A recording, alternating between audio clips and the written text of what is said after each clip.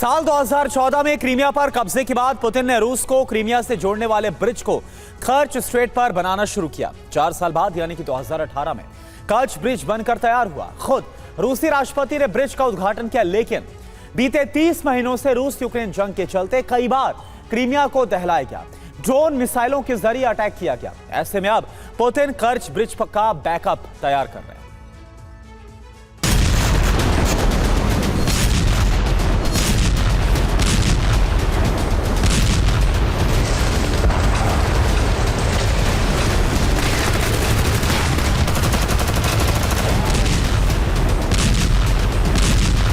Crimea और रूस को जोड़ने वाला कर्च ब्रिज, जिसे यूक्रेन दर्जनों बार दहला चुका है, आत्मघाती ड्रोन और मिसाइलों से कर्च ब्रिज के काफी हिस्से को तबाह कर चुका है और सीधे तौर पर पुतिन की साख को चकनाचूर कर चुका है।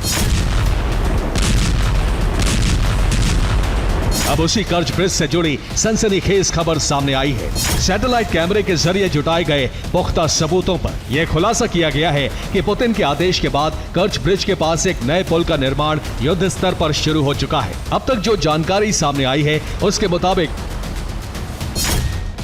कर्च ब्रिज के पास नए पुल का निर्माण शुरू किया गया है। अगस्त के पहले सप्ताह से ब्रिज बनाने का काम शुरू हुआ। कर्च ब्रिज के दोनों छोर पर नए पुल की बुनियाद रखी गई। दावा है कि 19 किलोमीटर लंबा नया क्रीमिया ब्रिज तैयार होगा।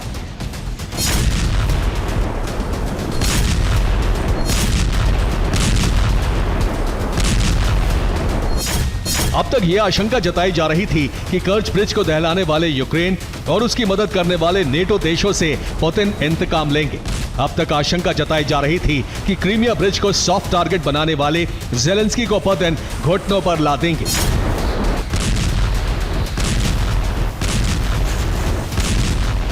मगर सैटेलाइट तस्वीरों के जरिए इस बात का खुलासा हुआ है कि कर्च ब्रिज पर लगातार हो रहे यूक्रेनी हमले को देखते हुए अब रूस ने कर्च ब्रिज के ठीक पास नए पुल का निर्माण शुरू कर दिया है, वो भी दोनों छोर से। गौर करने वाली बात यह है कि कर्च ब्रिज को रूस की ताकत का प्रतीक माना जाता था। अरबों रुपए की लागत से बना यह पुल रूस की शान था।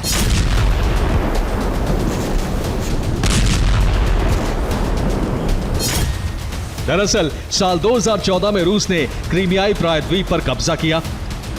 उस दौरान क्रीमियाई मेनलैंड को रूस से जोड़ने की चुनौती थी। ऐसे में प्रेसिडेंट पुतिन ने 19 किलोमीटर लंबे कर्च ब्रिज को बनवाया। कर्च ब्रिज को बनाने में करीब $3.7 बिलियन खर्च हुए। 15 मई 2018 को पुतिन ने कर्च ब्रिज का उद्घाटन किया था।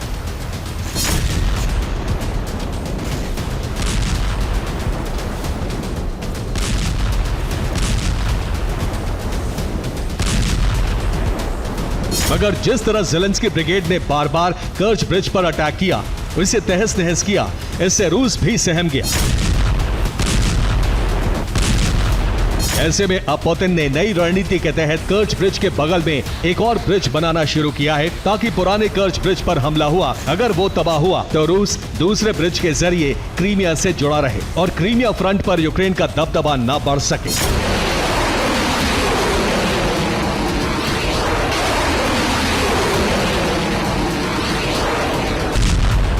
Bureau report, TV9 Bharatvarsh.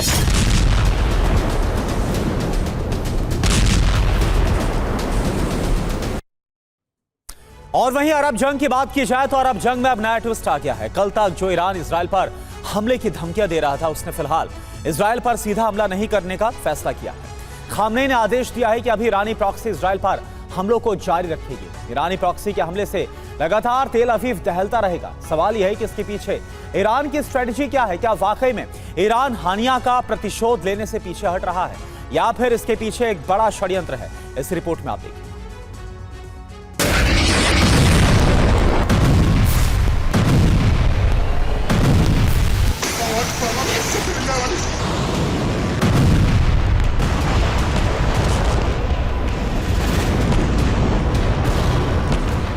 Israel Lebanon में हिजबुल्लाह के ठिकानों को तबाह कर रहा है।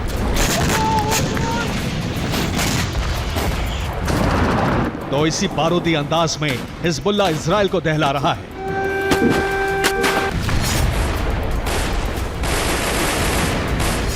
नेतन्याहू ईरानी प्रॉक्सी के साथ एक ऐसी जंग में फंस चुके हैं जो अंतहीन है। जंग को इजराइल तब तक खत्म नहीं कर सकता जब तक ईरान ना चाहे।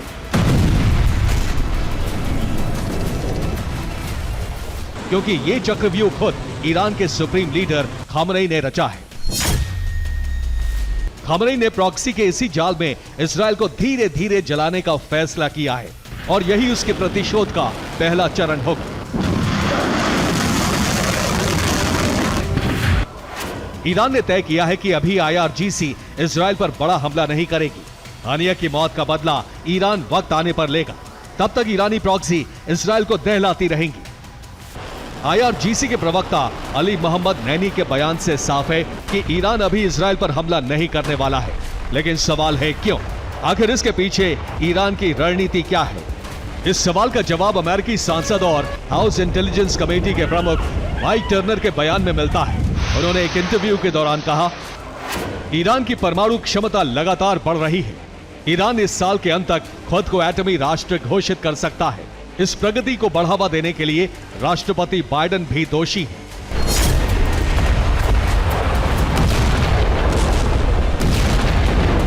टर्नर का मानना है कि बाइडेन प्रशासन की नीतियों की वजह से ईरान परमाणु ताकत हासिल करने वाला है। ईरान ने 2015 में अमेरिका सहित कई देशों के साथ एक समझौते पर हस्ताक्षर किए थे। समझौते के बाद ईरान को परमाणु प्रोग्राम रोकने के बदले प्रतिबंधों में ढील दी गई। 2018 में डोनाल्ड ट्रंप के राष्ट्रपति बनने के बाद अमेरिका ने समझौते से खुद को बाहर कर लिया। इसके बाद ईरान ने अपना परमाणु कार्यक्रम दोबारा शुरू कर दिया, जो बाइडेन के राष्ट्रपति बनने के बाद समझौते पर बात हुई, लेकिन यह सफल नहीं हो सका।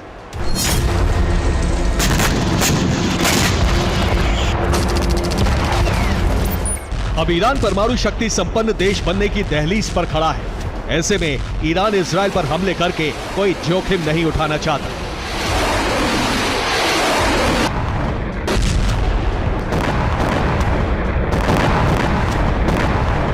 दरअसल ईरान को डर है कि इजराइल पर हमले से पश्चिमी देशों को ईरान पर सीधा हमला करने की छूट मिल जाएगी और वो उसके परमाणु कार्यक्रम को टारगेट कर हमले करेंगे। इसीलिए ईरान ने फिलहाल प्रॉक्सी के जरिए इजराइल को दहलाने का आदेश दिया है।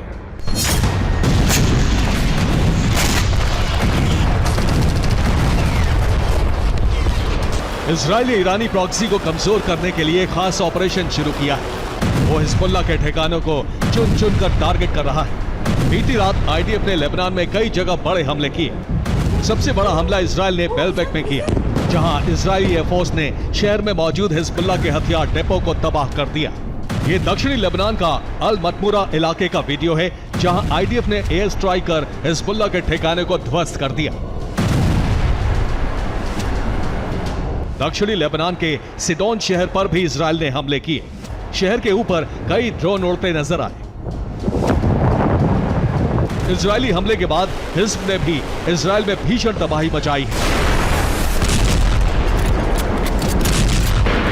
ये दक्षिणी लेबनान की तस्वीरें हैं, जहां से इजराइल पर ताबड़तोड़ रॉकेट दागे गए। हिजबुल्लाह ने इजराइल पर ड्रोन हमले भी किए, जिसके बाद कई इलाकों में आग लग गई। हिजबुल्लाह ने इजराइल पर 60 रॉकेट और 50 से ज्यादा ड्रोन हमले किए। इजराइल के गैलिली, गोलन हाइट्स और किबुत्स को टारगेट किया गया। इजराइल की 2 मिलिट्री पोस्ट तबाह हो गई।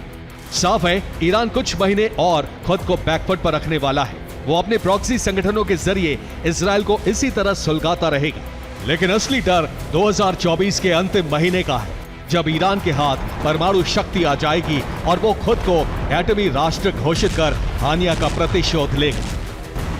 Bureau report, TV9, Bharatvarsh.